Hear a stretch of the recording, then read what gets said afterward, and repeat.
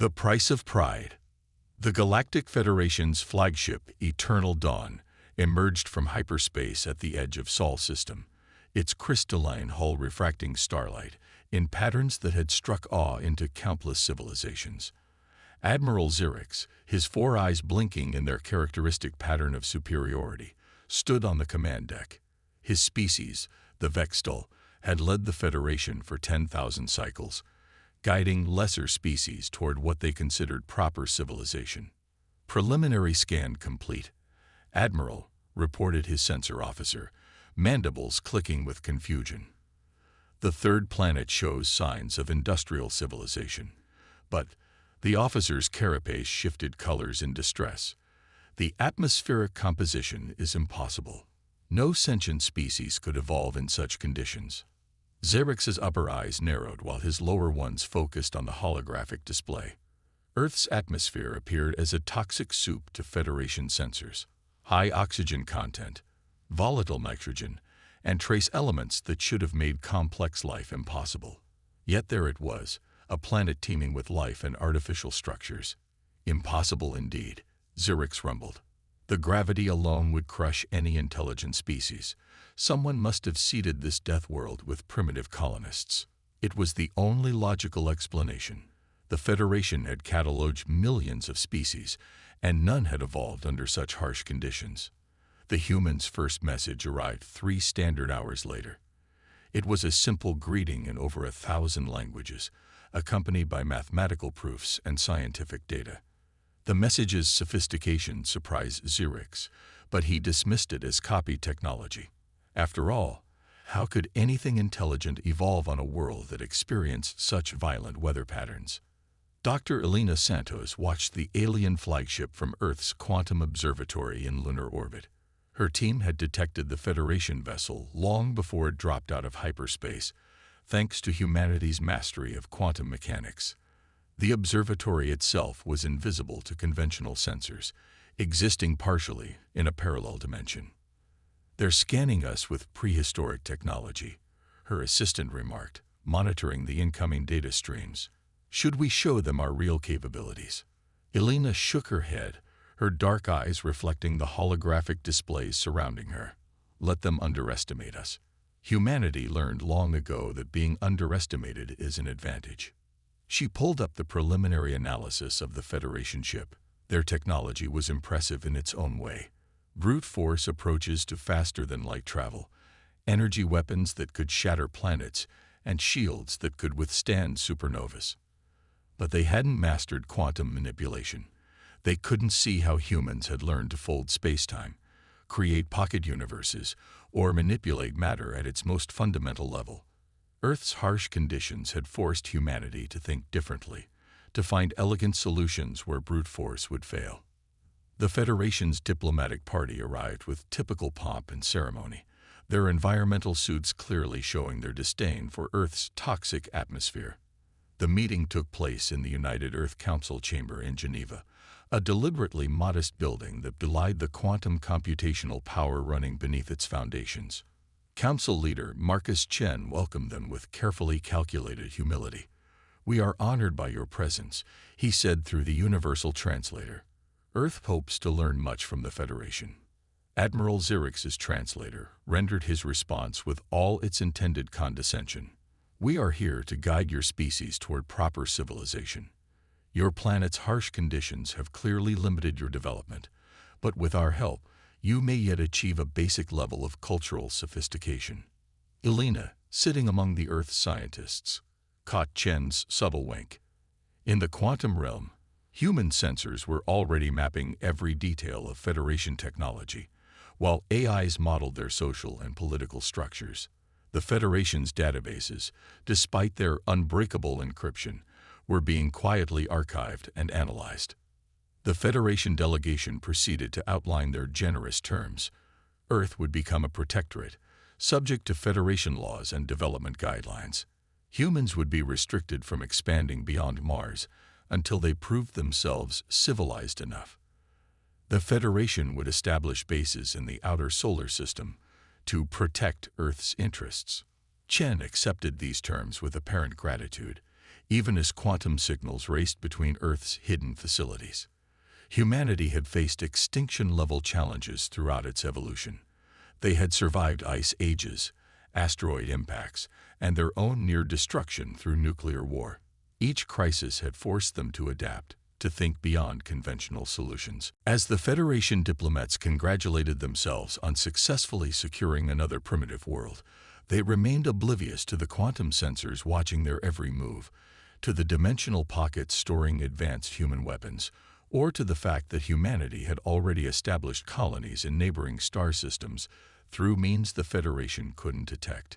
Alina's quantum communications implant tingled as she received a message from the Council. Proceed with Phase 2. Let them think they've won. She smiled, remembering an ancient Earth saying, "Pride goes before a fall." The Federation was about to learn why humans had not just survived, but thrived on their death world, and why underestimating a species that had conquered such a planet was the greatest mistake they could make. The silent advance. 6 months into Earth's protectorate status, the Federation had established 3 major bases in the outer Sol system. Their massive stations orbited Jupiter and Saturn, monuments to their supposed technological superiority. Admiral Zerix regularly sent smugly satisfied reports to the Federation Council about the civilizing mission on Earth. Deep within Titan's subsurface oceans, Commander Maya Patel stood in a facility that didn't officially exist. Through quantum-linked displays, she watched Federation ships patrol the solar system. Completely unaware, they passed directly over one of humanity's most advanced military installations. "They still haven't detected our quantum signatures," her XO reported, gesturing at the holographic battle map showing hundreds of human stealth vessels hidden throughout the system. "Their sensors keep searching for tachyon emissions and gravimetric distortions." Maya nodded, her scared face reflected in the dark ice walls. "Like looking for horse tracks while we're flying overhead." Growing up in the deep-sea colonies of the Indian Ocean had taught her about operating in hostile environments. The Federation's supposedly advanced ships wouldn't last 5 minutes under the pressures her people considered comfortable. The quantum comm crackled with a priority message from Earth Command. Phase 2 compromised. Federation mining fleet approaching Proxima colony. Time to response, 72 hours. Maya's augmented eyes narrowed. Humanity had established the Proxima Centauri colony years before first contact, using quantum folding technology to create a habitable pocket dimension around the star's single rocky planet. The Federation's mining ships would detect the energy signatures if they got too close. "Battle Group Sigma, prepare for emergency deployment," she ordered. "But maintain quantum cloak. Let's see what they do first." On the Federation mining vessel, Resource Eternal, Survey Chief Kallax was having a very confusing day. His initial scans of the Proxima Centauri system had shown a barren rock of a planet. Yet now his instruments were detecting anomalous energy readings that shouldn't exist. Impossible. He chittered to himself, his antennae twitching in agitation. The primitives couldn't have reached this system already. Their ships are barely able to reach their own moon. Yet the energy signature was undeniable, bearing similarities to the quantum fluctuations his instruments occasionally detected near Earth, but could never quite pin down. Back on Earth, Dr. Elena Santos received the alert in her quantum laboratory beneath the Atacama Desert. The facility, like many of humanity's advanced installations, existed partially out of phase with normal spacetime. She pulled up the tactical display showing the Federation mining fleet's approach to Proxima. They were bound to notice eventually. Council Leader Chen's quantum-linked avatar appeared beside her. "The question is, do we reveal ourselves now or find another way?" Elena's fingers danced through the holographic data streams. Their mining ships use automated quantum resonance drills. If they activate those too close to our dimensional pocket, she let the implications hang in the air. The collision of incompatible quantum fields could be catastrophic. "Options?" Chen asked. "We could evacuate the colony, transition it fully into the quantum realm. But that would reveal our technological capabilities." Elena paused, then smiled. or we could give them something else to find. In the Federation's Jupiter base, Admiral Zerix reviewed the latest reports from Earth with growing unease. The humans were being too cooperative, too humble. His species had subjugated dozens of primitive worlds, and there was always resistance, always pride to be broken. But the humans simply smiled and agreed to everything while continuing their seemingly primitive lives. His command center's alert system suddenly blared.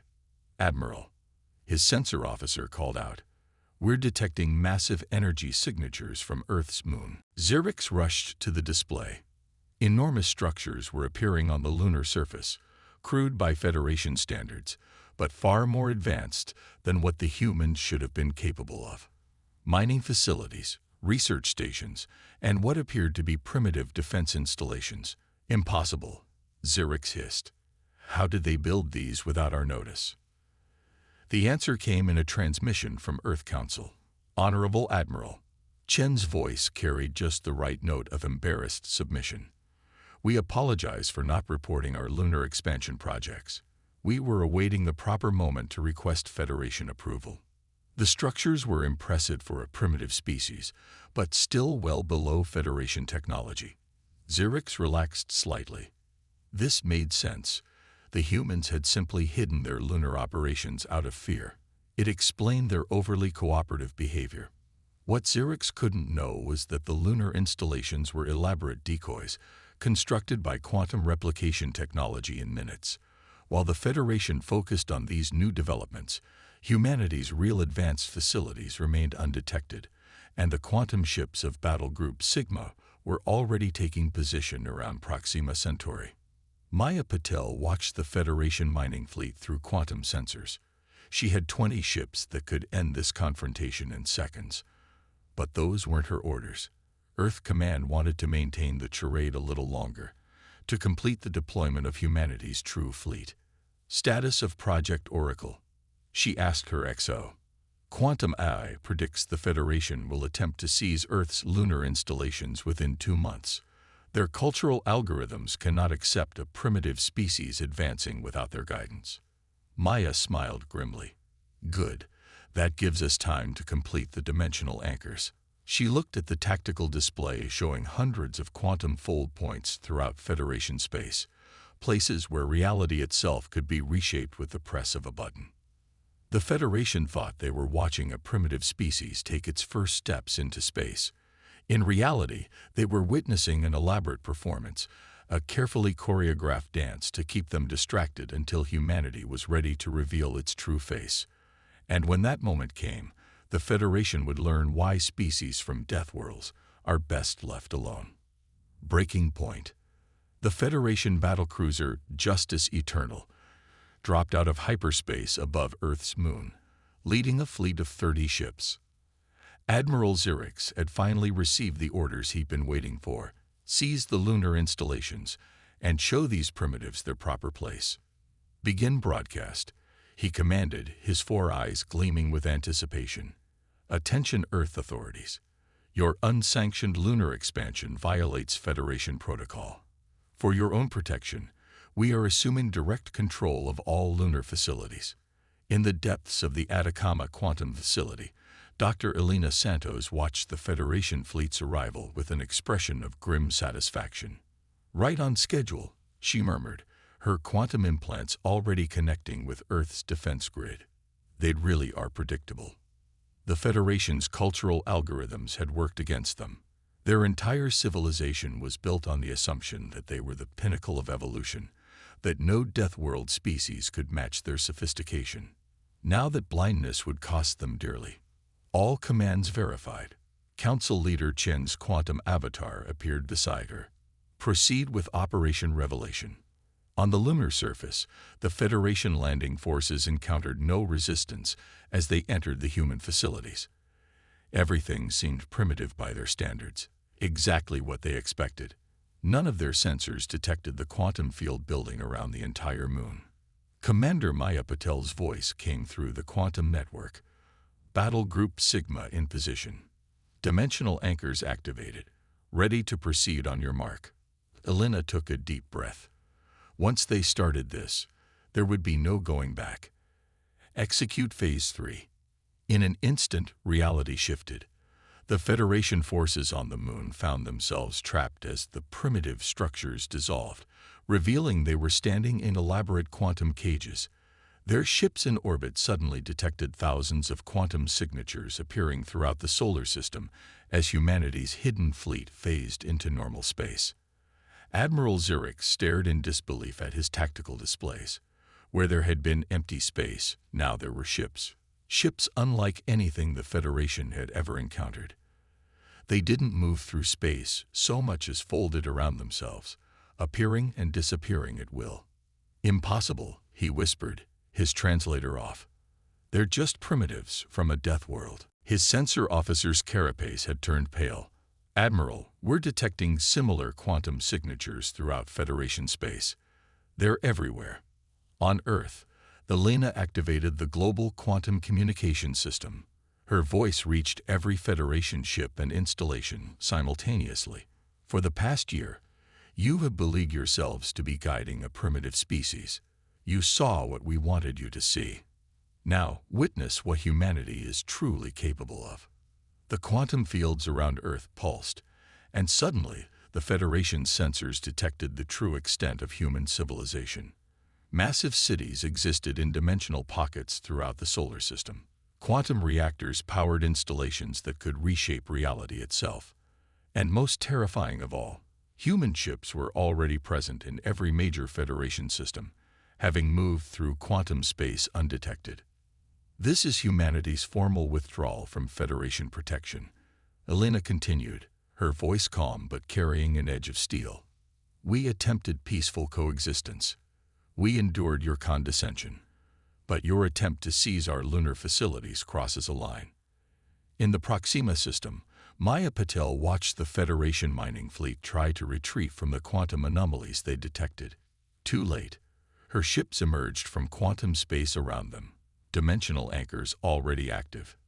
"This is Commander Patel to Federation mining fleet. Power down your quantum resonance drills immediately." She paused for effect. "Unless you want to witness what happens when your primitive technology interferes with a quantum fold pocket." The Federation ships, suddenly realizing the danger their mining equipment posed to whatever humanity had built in the system, scrambled to comply.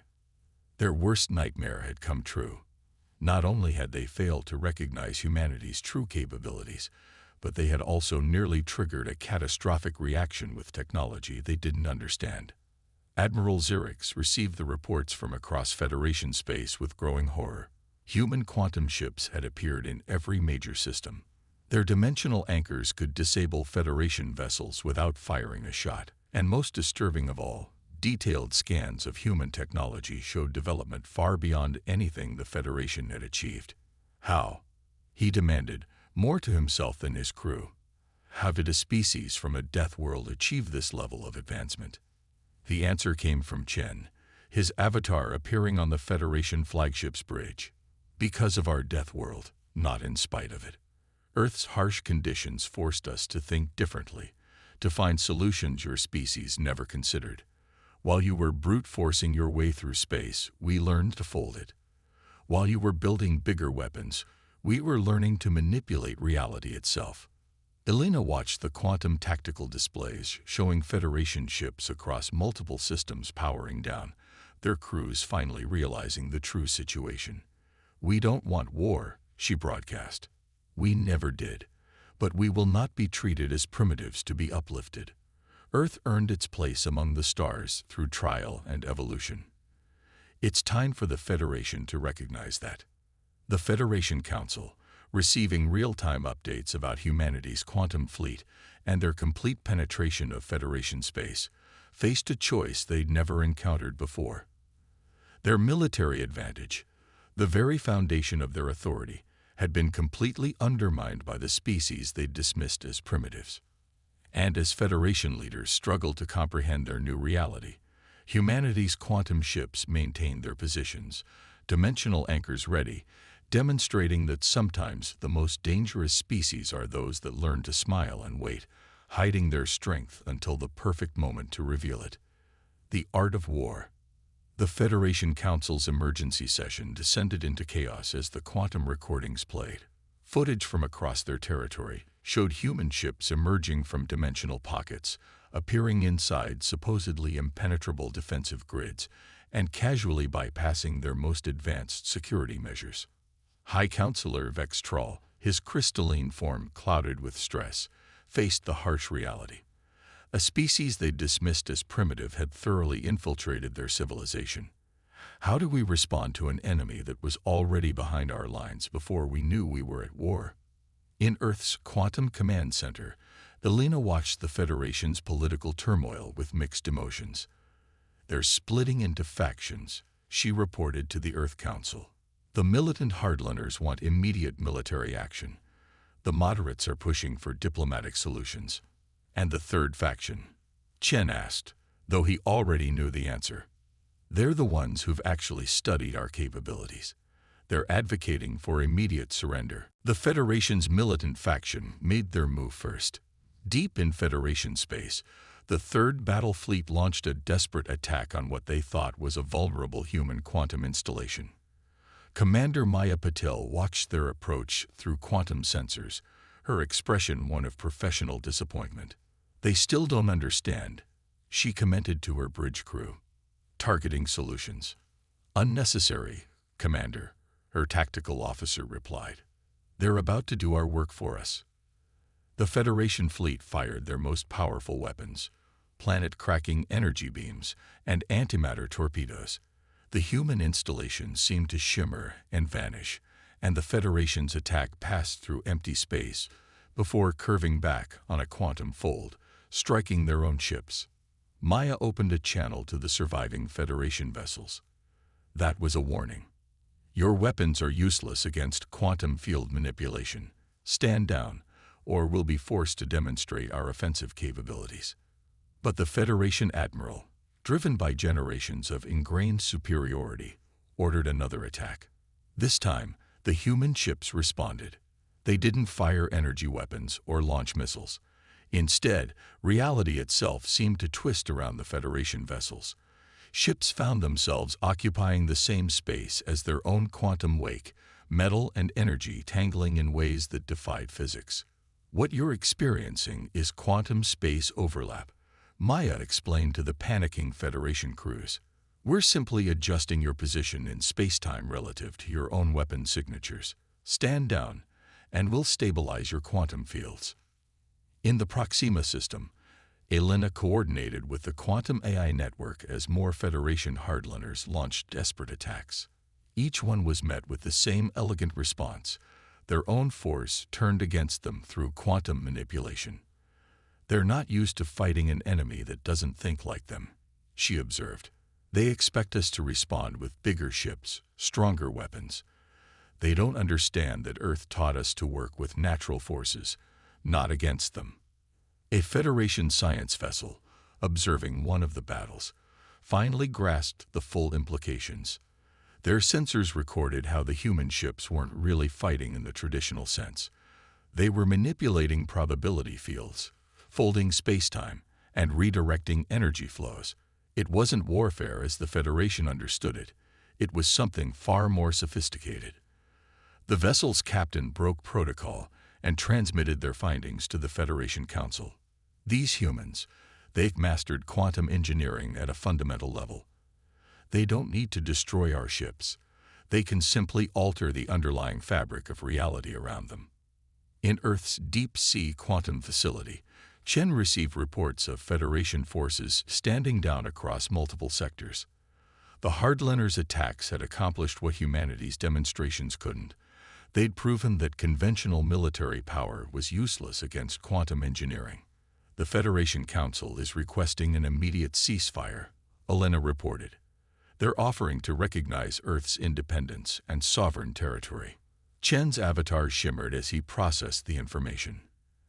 "And the hardliners? Most have stood down after watching their attacks fail. The rest?" Elena gestured at a quantum tactical display, showing more Federation ships tangled in their own quantum wakes.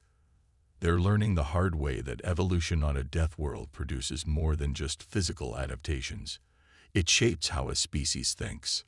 Maya's battle group had taken position around a major Federation core world, their quantum fields gently but firmly controlling all local spacetime. This is Commander Puddle to all Federation forces. We understand this is difficult to accept. Your civilization has always equated technological advancement with brute force application of energy. Earth taught us a different path. She paused, remembering her own training in the crushing depths of Earth's oceans. When you live on a world that can kill you in thousands of ways, you learn to work with natural forces rather than against them. You learn to bend rather than break, to adapt rather than overwhelm. These aren't just survival strategies. They're the fundamental principles of our technology. The Federation Council, watching their military advantage evaporate against an enemy that didn't even fight in a conventional sense, finally began to understand. The species they had dismissed as primitive had developed a completely different approach to physics, engineering, and warfare itself. They had expected humanity to be brutish because they came from a death world. Instead, Earth's harsh conditions had forced humans to develop solutions that the Federation, with all its power, had never imagined. And now, faced with quantum engineering that could reshape reality itself, the Federation's mighty fleets were about as effective as stone spears against a quantum computer. As the fighting died down, Alina prepared the next phase of humanity's response. The Federation would need to be reorganized, their power structures adjusted to prevent future aggression. But more importantly, they needed to learn why assuming technological superiority, based on their own narrow definition of advancement, had been their greatest mistake. The Federation was about to discover that true sophistication wasn't about how much energy you could unleash or how many worlds you could conquer. It was about understanding the fundamental forces of the universe and working with them, a lesson that every species on Earth had to learn to survive. A new order. 3 months after the Federation's failed military response, the galactic political landscape had transformed beyond recognition. The mighty Federation fleet, once the unchallenged force in known space, now operated under quantum field oversight. Their ships moved through carefully monitored corridors, like children under adult supervision. In the Grand Assembly Hall of the newly established Galactic Conclave, Dr. Elena Santos stood before representatives from 1,000 worlds. The crystalline chamber, designed to demonstrate Federation power, now served a different purpose. Quantum field projectors showed the real-time status of every major system in known space. The age of brute force dominance is over, Elena announced, her voice carrying to every corner of the galaxy through quantum channels. Earth proposes a new approach to galactic civilization, one based on cooperation rather than subjugation. High Counselor Vextrol, now serving as the Federation's representative rather than its leader, shifted uncomfortably. And if we refuse this new order? Commander Maya Patel, standing at her quantum tactical station, allowed a small smile. The Federation still didn't quite grasp that resistance wasn't really an option. Their ships couldn't move without passing through human-controlled quantum fields. Their communications relied on networks humanity could fold out of existence with a thought. This isn't an ultimatum, Council Leader Chen explained, his avatar appearing simultaneously in every major Federation center. It's an invitation to evolve. Earth's harsh conditions taught us that survival depends on adaptation and cooperation, not domination. In deep space, at the quantum research facility known as Station Oracle, humanity's most advanced AI systems were already implementing the new galactic framework. Federation technology was being gradually upgraded with quantum interfaces, their crude hyperdrives replaced with safer fold space systems. Your civilization achieved remarkable things, Elena continued, gesturing at the quantum displays showing Federation achievements. You mastered nuclear forces, harnessed antimatter, built megastructures. But you never asked if there was a better way. You never had to. She moved through the assembly hall, her quantum implants interfacing with the display systems. Earth forced us to question everything. When conventional physics couldn't protect us from our world's dangers, we looked deeper. When brute force failed, we learned to bend reality itself. The display shifted to show Earth, its quantum field network now visible to the modified Federation sensors. The planet that they had dismissed as a death world glowed with elegant complexity, its natural forces working in harmony with human engineering. "We're not here to rule," Maya added, her voice joining the quantum broadcast. "We're here to teach." Earth learned its lessons through evolution's harshest trials. We're offering you those same insights without the need to suffer as we did. Throughout Federation space, ships were already being retrofitted with quantum fold drives. Space stations were being upgraded with dimensional pocket technology. The Federation's rigid hierarchy was being replaced with a more adaptive, interconnected structure. Some Federation hardliners had predicted that humanity would take revenge for their earlier treatment. Instead, they found humans eager to share their technology, to help other species understand the quantum nature of reality. It was perhaps the final proof that evolution on a death world produced more than just warriors. "Your greatest mistake," Chen addressed the assembly, "wasn't underestimating our technology. It was assuming that harsh conditions could only produce crude solutions. Earth taught humanity that true advancement comes from understanding and working with natural forces, not dominating them." Elena activated the final quantum protocol. Throughout known space, new quantum networks came online, connecting civilizations in ways the Federation had never imagined. Species that had been kept isolated under Federation rule found themselves able to communicate and trade freely through quantum channels. "This is humanity's gift to the galaxy," she announced. "Not conquest, not dominance, but understanding.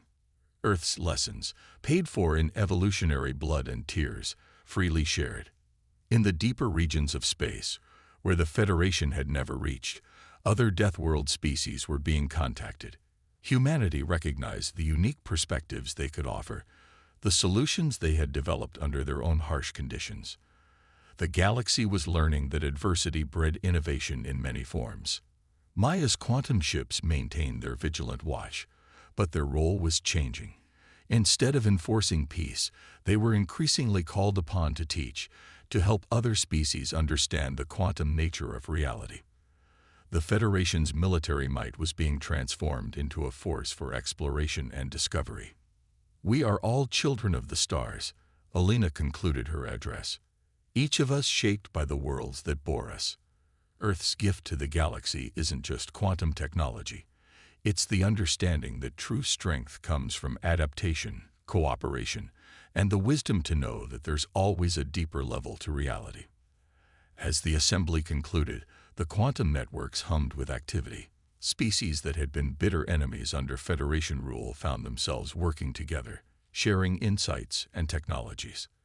The galaxy was transforming, not through force, but through understanding. And on Earth, in the deep-sea quantum facilities and mountain laboratories, human scientists continued their work. They had reshaped galactic civilization, not through conquest, but by sharing the lessons their harsh world had taught them. The Federation's fall had made way for something greater, a civilization that understood that the most powerful forces in the universe weren't the ones you could control, but the ones you could work with. The Death World species had taught the galaxy that true advancement wasn't about dominating natural forces, it was about understanding them deeply enough to dance with them. And in that dance, humanity had found not just survival, but a way to help all species reach their full potential.